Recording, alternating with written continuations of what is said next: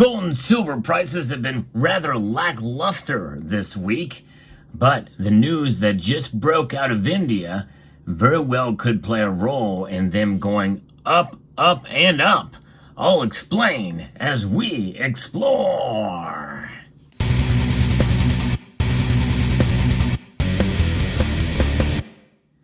The biggest factor in driving prices up of any commodity is demand. And that could make a dramatic shift based off of what I'm going to be reporting on now from Reuters about what India just did. Out of Mumbai, they slashed import duties on gold and silver in a move industry officials said could lift retail demand and help cut smuggling in the world's second biggest bullion consumer. This is big news, folks, and there's a couple of lessons we can take from this. Then the first one, which I think is profoundly important, which hopefully will help you make better decisions at the ballot box coming this November if you live in the United States. But in reality, for anybody around the world, the lower the taxes are, typically that means that there's going to be more commerce occurring, more business. It will stimulate the economy. That's been proven time and time again. So I would encourage you to vote for candidates, whatever elections you're participating in, that are for lower taxes. Lower taxes generally does increase revenue into the treasuries of the governments that implement those type of policies. That's a valuable lesson to understand. But the thing is what about taxes and imports and duties and that type of thing? Well, those types of things involve products that are taxed up and down the supply chain. But once you have gold and silver in your hand, they are tax-free. Their value is there. Now, there are capital gains tax that you're supposed to pay, but how do you really measure that? Especially when in the Constitution under Article 1, Section 10, gold and silver are money. But that's really the headline here. That when you think about what's going on in India, why this is so important is because India is the second biggest bullion consumer. Let that sink in, the second biggest bullion consumer. This is big news, folks.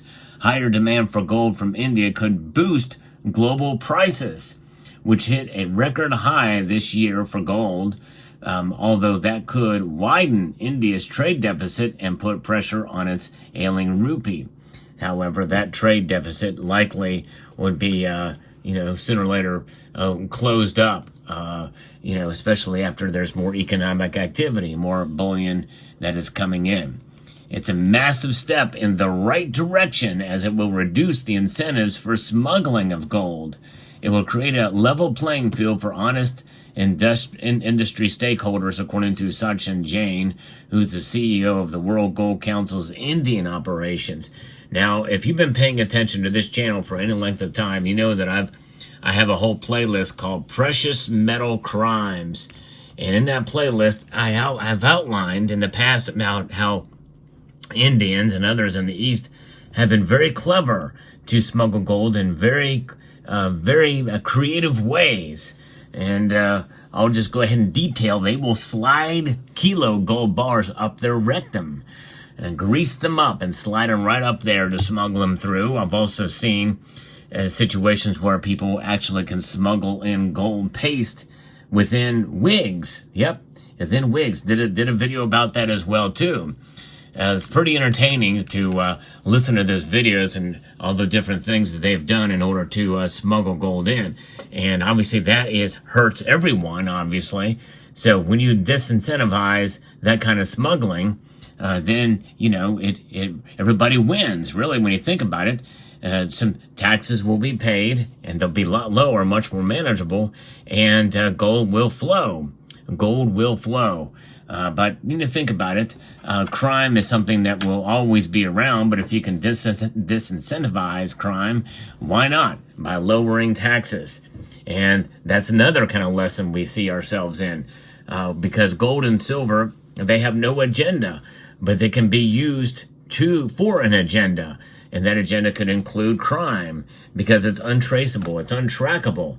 These coins that you see before you here, and they all have stampings on them. They're minted to identify with a particular country. and that nation produces these pieces. You can be traced back to mine from that, or minted from those nations, but they can be melted down, and you have no idea from whence they came. So this is the beauty of gold and silver. They are independent in the metals themselves. And now the government said it will charge a 5% basic customs duty and a 1% in agricultural infrastructure and development, CESS, on gold and silver imports, lowering import duties to 6% from 15%.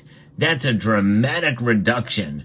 And it just goes to show you that with the lack of demand in gold and silver, because of the high prices, that likely is one of their motives for getting it flowing in to kind of stimulate their economy.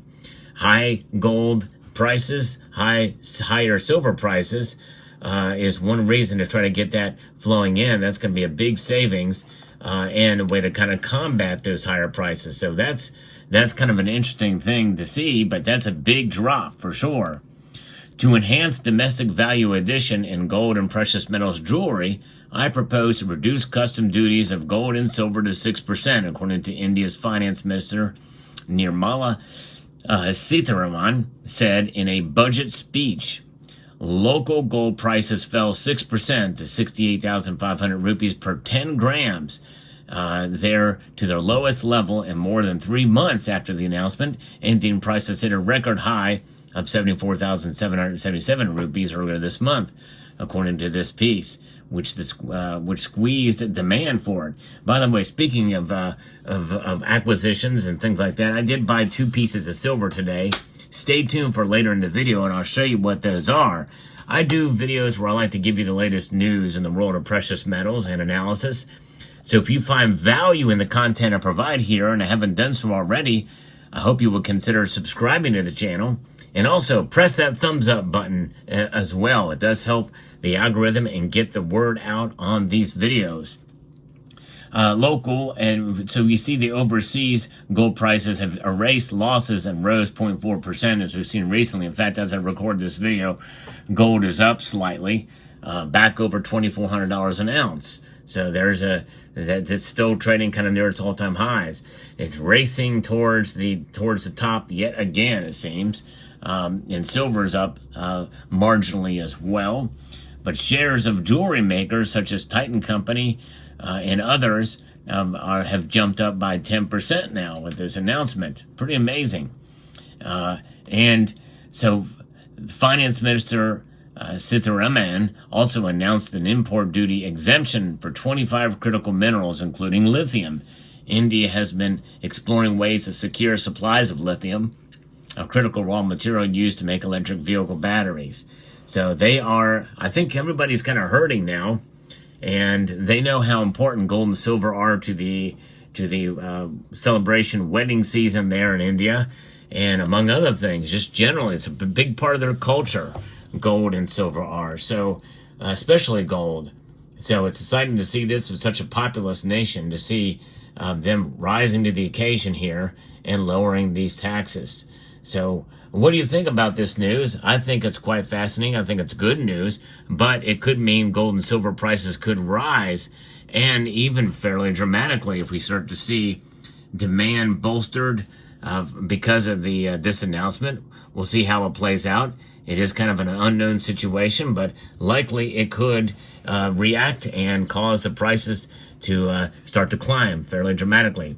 Let me know what your thoughts are about this story, and if you find this content valuable, I hope you will check out some other videos. I'm going to post them in the end screen of this video as well. But what did I get today, just today, as prices started to kind of climb back up again? Very, very small purchases, but different, unique, fractional silver, which is typically a no-no, right? Usually you buy larger pieces, you know, the 1 ounce, 2 ounce variety, but I got myself for $5.50, a slightly worn, well, fairly worn, Standing Liberty quarter. You can still see all the details here. No date, but I really don't care. You can see most of the other stuff. And this thing I got for $5.50. Not a bad deal for fractional silver. And I like getting pieces like this and been buying them for long enough it's one of those things you can just go in and you make a very small purchase and walk out, and you got yourself something that you're adding to the stack a little bit at a time. I think that's very important to stack as you can. And there are ways and times to get fractional struck pieces as well too. And I got this beat up 10-gram Valcambi silver bar for $10. That's $1 a gram. Folks, that is a steal in my opinion. That's $31 an ounce. I think for fractional, that's not too bad. Be able to pick up a piece like this. So I decided to go ahead and pull the trigger on this as well. And just adding a little bit more, something a little bit of a variety. And I also put on layaway yet another piece of silver. So I will show that. And of course, when you do that and layaway, depending on the local coin shop, you can really win out big depending on what the spot price does, or you can lose big time as well too. But in the end, it's about what you've got in ounces, not necessarily dollars.